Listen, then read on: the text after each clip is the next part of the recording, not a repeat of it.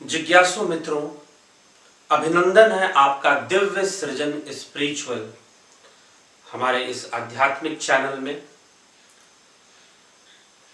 जिज्ञासुओं, जैसा कि आपको विदित है कि श्रीमद् भगवद गीता पर व्याख्यान आ रहे हैं और आज इस व्याख्यान में हम श्रीमद् भगवद गीता के तीसरे अध्याय कर्म योग नामक अध्याय का प्रारंभ कर रहे हैं। दो अध्याय अर्जुन विषाद योग और सांख्य योग पर चर्चा हो चुकी है।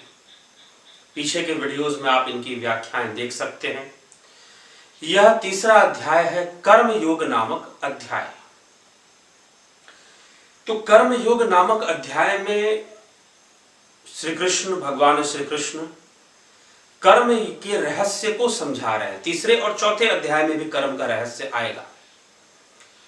तो कर्म के रहस्य को समझाने का प्रयास कर रहे हैं कि वास्तव में ये कर्म है क्या चीज। इस श्लोकों पर हम आएंगे, लेकिन थोड़ा सा मैं आपको सांख्य शास्त्र पर के आधार पर कर्म की सारी चर्चा सांख्य को लेकर चल रही है।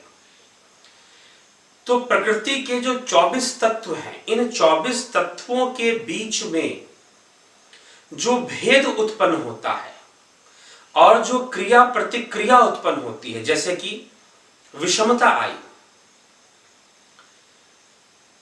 जब विषमता नहीं थी तो प्रकृति अपने साम्य अवस्था में थी, अर्थात सतोगुण, रजोगुण और तमोगुण, ये तीनों गुण सम थे, बराबर बराबर थे और प्रकृति अपने साम्य अवस्था में थी।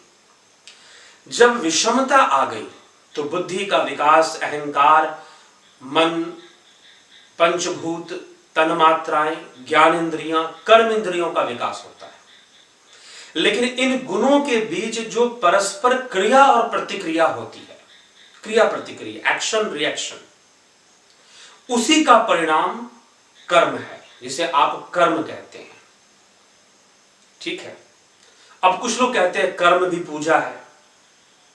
तो यद्यपि दूसरे अध्याय में भी थोड़ा सा कर्म योगी के लक्षण बताने में उसमें चर्चा हुई थी, इसमें भी चर्चा होगी कि कौन सा कर्म, कौन कर्म योगी है। आप कुछ भी कर्म करोगे और अपने आप को कर्म, भगवान ने तो कहा है कर्म योग ही श्रेष्ठ है, मैं भी कर्म कर रहा हूं, ये रट्टा लगाने वाले हजारों लोग घूमते हैं। उनको जवाब देने के लिए ही यह व्याख्यान दिया जा रहा है कि आप प्रकृति के वशीभूत कुछ भी कर्म करेंगे तो वो कर्म योग नहीं हो जाएगा। जिसने समत्व को प्राप्त किया, जो स्थित प्रज्ञ है, वो कर्मयोगी है। अन्यथा कुछ भी कर लेने से मोह के वशीभूत, अहंकार के वशीभूत व्यक्ति अनेकों कर्म कर रहा है, तो क्या वो कर्मयोगी हो गया? नहीं। बस यही समझने की आवश्यकता। अब कर्म तत्व की चर्चा यहां पर प्रारंभ हो रही है। तो अर्जुन का प्रश्न है। 2 अध्यायों तक सुनने के बाद अर्जुन ने प्रश्न किया, जयासी चेत कर्मणस्ते मता बुद्धिर्जनार्दन तत किम कर्मणि घोरे माम नियोजयसी केशव। अर्जुन बोले, हे जनार्दन, यदि आपको कर्म की अपेक्षा ज्ञान श्रेष्ठ मान्य है तो फिर हे केशव, मुझे भयंकर कर्मों में क्यों लगाते हो? आप मिले हुए से वचनों से मेरी बुद्धि को मानो मोहित कर रहे हैं। व्यामी श्रणेव वाक्येन बुद्धिम मोहयसीव मे तदेकम वद निश्चित्य येन श्रेयो अहमाप्यनुयाम। आप मिले हुए वचनों का प्रयोग करके ज्ञान योग, कर्म योग, क्योंकि अवसाद से ग्रस्त है, कॉन्सेंट्रेट करके सुन नहीं पा रहा। यद्यपि भगवान ने सांख्य योग के संदर्भ में ही कर्म योग की चर्चा की है, अलग से कोई कर्म योग नहीं बताया है, ये ध्यान रखिएगा। इसलिए इस बात की लड़ाई हमेशा के लिए बंद कर दीजिए कि ज्ञान योग बड़ा कि कर्म योग बड़ा। इसके लिए झगड़ा करने की कोई आवश्यकता नहीं है, क्योंकि दोनों एक ही संदर्भ में बातों को की गई है गीता के अंदर। तो कह रहा कि अर्जुन को भी मोह उत्पन्न हो रहा है कि कभी तो कर्म योग की चर्चा कर रहे हैं, कभी ज्ञान योग की ऐसी मान्यता लेकर चलो और फिर जानकर चलो। लेकिन वैसा जानने और वैसा समझने के लिए कर्म करना पड़ेगा, और वैसा जानने और वैसा समझने के लिए जो कर्म किया जाता है वो कर्म योग है। सम की अवस्था को प्राप्त करने के लिए स्थित प्रज्ञता हेतु जो साधना की जाती है वो कर्मयोग है। ना कि आप कुछ भी करते रहेंगे तो कर्मयोग हो जाएगा। आप अपने मोह को संतुष्ट करने के लिए भी उसे कर्मयोग का नाम दे देंगे, यह उचित नहीं है। इसलिए जरूर समझें। तीसरे श्लोक में भगवान उत्तर देना शुरू करते हैं अर्जुन के प्रश्नों का कि इसमें मोहित होने वाली कोई बात नहीं है, और कर्म के विषय में समझाना शुरू करते हैं। क्या कहते हैं?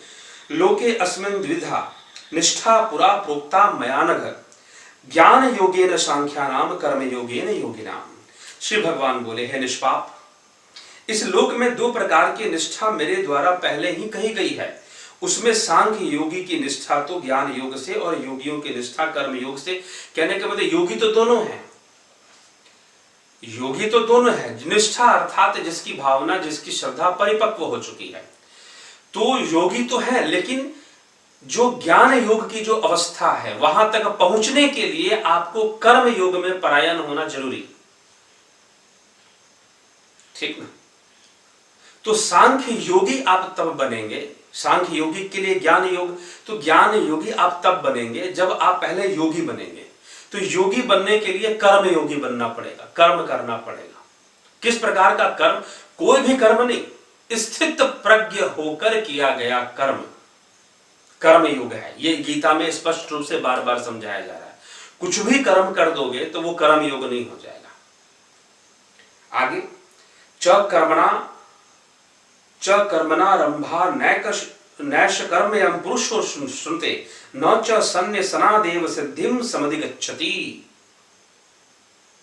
मनुष्य ना तो कर्मों का आरंभ किए बिना निष्कर्मता को यानी योग निष्ठा को प्राप्त होता, और न कर्मों के केवल त्याग मात्र से सिद्धि यानी सांख्य निष्ठा को ही प्राप्त होता है। सिद्धि मतलब सांख्य निष्ठा। सांख्य में सिद्धियों की चर्चा है, विभूति की चर्चा है, योग शास्त्र में विभूति पाद की चर्चा है। तो कर्मों को प्रारंभ नहीं करना और कर्मों का त्याग देना यह एक भ्रम मात्र है, ऐसा संभव नहीं है। तो इन सब से कोई सिद्धि नहीं आने वाली है। कर्मों का त्याग कर देने से या कर्मों का प्रारंभ ही नहीं करने से इनसे कोई भी सिद्धि नहीं आने वाली है, क्योंकि कर्म तो प्रकृति का गुण है। आप कर्म नहीं करेंगे ऐसा दावा आप करने का सामर्थ्य नहीं रखते, यह आपके सामर्थ्य के बाहर है। क्यों बाहर है? अगला श्लोक हमें समझा रहा है। क्या कहते हैं श्री कृष्ण? नहि कश्चित् क्षणमपि जातु तिष्ठत्य कर्म कृत कार्यते हयवशः कर्म सर्व प्रकृति जारे गुणे। अर्थात निसंदेह कोई भी मनुष्य किसी भी काल में क्षण मात्र, क्या कहा जा रहा है? क्षण मात्र के लिए, एक सेकंड से भी कम होता है क्षण की गणना, उतने देर के लिए भी बिना कर्म किए नहीं रहता, क्योंकि सारा मनुष्य समुदाय प्रकृति जनित गुणों द्वारा परवश होकर कर्म करने के लिए बाध्य किया जाता है। परवश जीव स्ववश भगवंता। तो यह संपूर्ण जीव जगत परवश है, प्रकृति के वशीभूत है। जिसने ये शरीर धारण कर लिया वो कर्म कर रहा है। वो ये कहे कि मैं कर्मों से मुक्त हो जाऊंगा और मैं कर्म नहीं करूंगा, ये संभव नहीं। प्रकृति उससे कर्म करवा रही है। अर्जुन अगर ये कह रहा है कि युद्ध करेगा तो वो भी कर्म है, अगर वो ये कह रहा है कि युद्ध नहीं करेगा तो वो भी एक कर्म है। कर्म तो हो रहा है, प्रकृति के वशीभूत। आंखों को मिचते, आंखों को खोलते, श्वास लेते हुए हम सब कर्म के बंधन में हैं। जैसे कि एक गाड़ी में आप बैठ गए, आप तो बैठे हुए लेकिन गाड़ी चल रही है। आप कहें कि मैं नहीं चलूंगा, मुझे नहीं चलना, अरे आप ना चलो, गाड़ी तो चल रही है ना। आपके कहने से क्या हो जाएगा? आपके वश में नहीं है कि आप अपने चाल को रोक पाए, क्योंकि गाड़ी चल रही है। तो आप जब इस प्रकृति में आ गए हैं तो अब ये जो दुनिया है, अगर विज्ञान के हिसाब से भी देखें तो बहुत तेजी से भाग रही है। यह दुनिया कहते 30 किलोमीटर पर सेकंड, 30 किलोमीटर, एक सेकंड में 30 किलोमीटर की दूरी तय कर रही है। इतनी तेजी से धरती घूम रही है और आप कहोगे कि हम स्थिर होकर बैठे, मान लो कुछ देर के लिए एक परिवेश में, लेकिन सत्य तो यह है कि आप भी भाग रहे हैं। तो इसी प्रकार ये कर्म का सिद्धांत है। आप कर्म से नहीं बच सकते, कर्म प्रकृति का गुण है। आप जब यहां आ गए तो कर्म तो होना ही है। इससे बेहतर है कि तू संकल्प ले और कर्म कर। ये प्रेरणा आगे मिलती है। कर्मण्येन्द्रियाणि संयमे यह आस्ते मनसा स्मरण इंद्रियार्थान विमूढ़ात्मा मिथ्याचार स उच्यते। अर्थात जो मूढ़ बुद्धि मनुष्य समस्त इंद्रियों को हठ पूर्वक ऊपर से रोक कर रखता है। ऊपर से तो वो भाई बहुत बड़ा साधु है, ऊपर से तो बहुत बड़ा साधु है, इंद्रियों को रोक रखा हुआ है, मन न रंगाए रंगाए जोगी कपड़ा वाली बात आ गई यहां पर। तो जो मूढ़ बुद्धि मनुष्य समस्त इंद्रियों को हठ पूर्वक ऊपर से रोककर मन से उन इंद्रियों के विषयों का चिंतन करता रहता है, वह मिथ्याचारी अर्थात दंभी कहा जाता है। तो कभी अपने साथ अन्याय मत करना, ऐसे साधु बनने की कोशिश मत करना जो मात्र अभिनय के लिए हो, मात्र ऊपर से हो, मात्र वस्त्रों तक सीमित हो, मात्र प्रवचन करने तक सीमित हो, मात्र दिखावे तक सीमित हो। श्री कृष्ण कह रहे हैं कोई लाभ नहीं मिलने वाला, ठीक है, वह मिथ्याचारी है, उसे कोई लाभ प्राप्त होने वाला नहीं है, उसका योग नहीं हो रहा है। अगला, यस त्विंद्रियाणि मनसा नियम यार भदे अर्जुन कर्मेंद्रिय कर्म योगम सक्तः स विशिष्यते। किंतु हे अर्जुन, जो पुरुष मन से इंद्रियों को वश में करके अनासक्त हुआ समस्त इंद्रियों द्वारा कर्म योग का आचरण करता है, वह श्रेष्ठ है। इंद्रियों के प्रति जो अनासक्त है, इंद्रियों के विषयों के प्रति जो अनासक्त है, उसके द्वारा जो कर्म किया जाता है वो कर्म योग है, उसका कर्म ही श्रेष्ठ कर्म है। और जो आसक्ति के वशीभूत, मान लो पुण्य भी कर रहे हैं लोग ना, जाकर 4 लोगों को अगर खिला दे रहे हैं तो सोचते हैं कि हमको पता चल, हमारा मान सम्मान बढ़ जाए उसमें। तो जो ऐसी भावना से पुण्य भी कर रहे हैं या फिर स्वर्ग की प्राप्ति के लिए पुण्य कर रहे हैं, निष्कामता नहीं है उसमें, तो उससे श्रेष्ठ है वो व्यक्ति जिसके अंदर कोई कामना नहीं है और ना कामना रहते हुए भी वो कर्म परायण है।